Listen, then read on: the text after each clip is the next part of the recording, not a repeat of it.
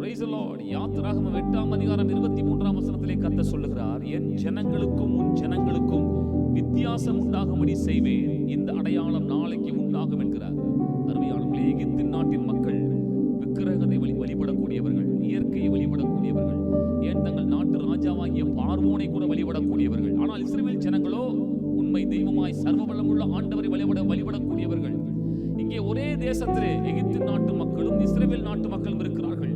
இங்கே இருவருக்குள்ளும் ஒரு பெரிய வித்தியாசத்தை காண்பிக்க போகிறேன் என்று ஆண்டவர் சொல்லுகிறார். அருமையானவர்களே, அப்படி எகிப்தின் நாட்டின் மக்களுடைய வாழ்ந்த பகுதிகளுக்குள்ளாய் வண்டுகள் வந்து பெரிய சாபத்தை உண்டாக்கியது, வியாதிகளை உண்டாக்கியது. ஆனால் அதே வேளையில் இஸ்ரவேல் ஜனங்கள் வாழ்ந்த பகுதிகளிலே அந்த வண்டுகள், எந்த வியாதிகள் வராதபடிக்கு ஆண்டவர் பாதுகாக்கிறார். தேவன் தம்முடைய ஜனங்களை விசேஷப்படுத்தி பாதுகாக்கிறதை பார்க்கிறோம்.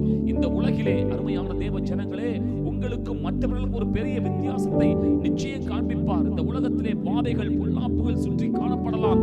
நிச்சயமாகவே ஆண்டவர் தம்முடைய ஜனங்களை விசேஷப்படுத்தி அவர் பாதுகாப்பார். அவருடைய வார்த்தை சொல்லுகிறது, நீதிமானுக்கோ ஒரு கேடும் வராது.